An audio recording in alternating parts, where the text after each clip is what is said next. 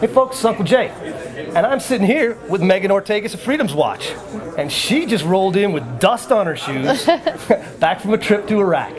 Welcome, Megan. Thank you. Thanks for having me, and I look forward to telling you all my stories. Well, that's great. Now, you went to Iraq with someone Black 5 readers know well, Pete Hegseth of Vets for Freedom. Yeah, that's right. Pete was actually stationed in Dora for 3 months in 2005. So the point was really to go and talk about the before and after stories and the difference that the counterinsurgency strategy has made. Now, Pete's unit was there during kinetic operations, and from his accounts, and I went back and checked some of those stuff and talked with him, that was an awful place. I mean, that was a scary place. The populace was 100% against and for the insurgents, and they had tough times. Did he see a big difference? Yeah, absolutely. You know, I saw a lot of before and after pictures and videos, and the amazing thing is the Dora marketplace where we walked the streets, you know, that was a dumping ground for bodies for Al-Qaeda. People would go there. There were literally 3 storefronts open in 2006. Today, there's 651 stores open. I mean, that's huge. You know, that's going from a corner market to a metropolitan area almost. One of the funniest pictures I remember seeing from when Blake Powers' Laughing Wolf was there was a Christmas tree stand. Yeah. A store selling Christmas trees in Baghdad. Or Absolutely. It was actually in Al Anbar. Oh, great. Yeah. So the great thing to see was really like walking through Dora. You know, I tell people it's not Rodeo Drive. It's not going to be for a long time. But the reality is these people have a life again. You know, they're at a market. They're selling goods and services. The kids are playing in the street when they're not in school. A semblance of peace and normalcy is returning to these people. It's certainly not perfect, but they're reclaiming their life from Al-Qaeda back again. Well, I think that was one of the things people didn't understand is you can kill bad guys, but until people have a stake in the game and they feel like they're protecting something that they have, they're not going to be 100% engaged. Absolutely. No, you're absolutely right. Well, now, having Pete there for the kinetic phase and now both of you back for what I would call the classic counterinsurgency and more towards the reconstruction phase, how was that playing out on the ground? Well, you know, since it was my first time in Iraq, I was prepared, you know, for bombs and street fights, you know, asymmetric warfare. I'd watched all the really good war movies before I left, so I was, you know, so I felt somewhat prepared. But really, the surprise for me is like I didn't hear gunshots. There were no mortars. You know, of course, that if you go around Baghdad, you will still find kinetic areas of operations. It's really reduced. It's more, you know, Mosul and in the north where we're having some more operations. But for me, the telling thing was the story that's really not being told in the press, I think, is the relationship that the Iraqi people have with the American soldiers. You know, they know these guys by name. The kids come up and they're like, chocolata, chocolata. They want candy. They want, you know, footballs, anything that they'll give to them.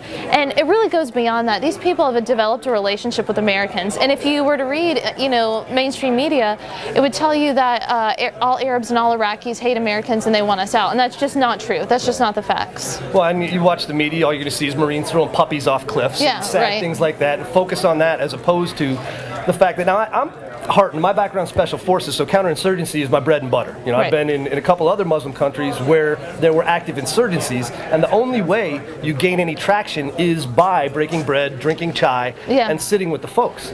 Now, how are our troops adapting to that? Because that's not a classic American thing to have happen. Well, I have to say, you know, I've always had a profound respect for the military, had a lot of family members, you know, even in this current war. And we really do have not only the strongest, most capable military, but we have the brightest military in the world.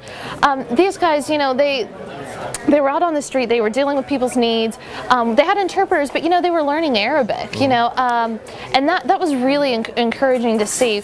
The important thing is the population had to feel protected. You know, before they were ever going to side with the Americans, before they were going to trust us, they had to know that they were safe to do so.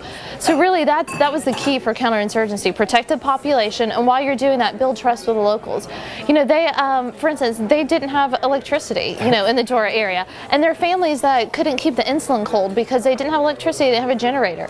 So the U.S. forces came in and they brought in, coalition forces came in and brought in generators in different parts of the areas, and they took us and showed us where people, you know, it's not like America. You've got a million wires just kind of running to all the neighbors and everybody else. And it was an interesting setup, but for them it's working, and you know, people are able to keep their medicine cold when they need to, and they're able to, you know, again, have a sense of life, have a sense of normalcy.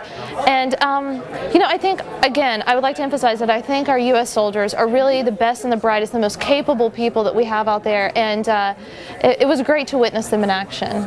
Now, one of the things that I've always remembered and always thought was a hamper to anything the military was trying to do was a lack of flexibility at the small unit level. Sure. All right, at the platoon and squad and company level, those leaders are rarely given enough flexibility to conduct, especially an asymmetrical operation like counterinsurgency.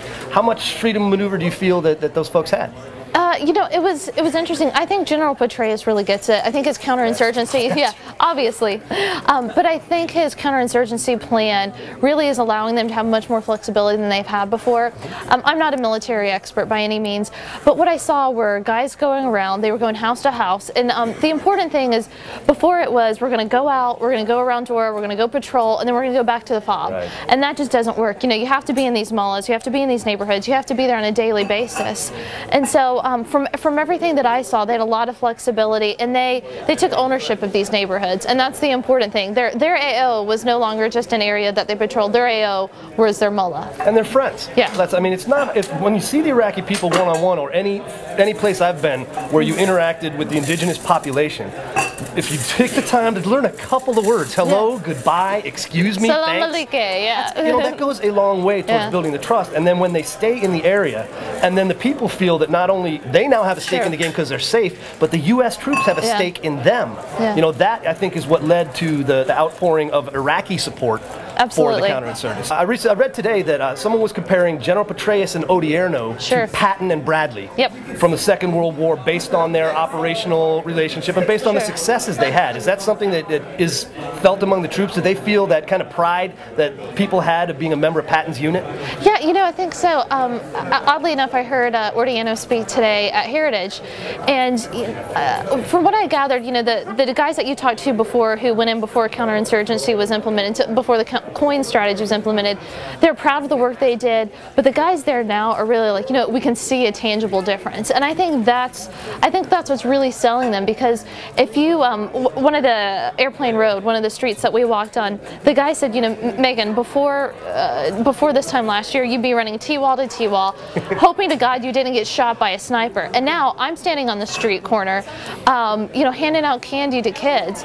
So really, I think when you see a tangible difference like that, it makes you really proud to be a part of that, and I certainly gathered that from the guys. I also read today something about Iraqi youth was becoming disenchanted with the religious extremism taught in some of the mosques.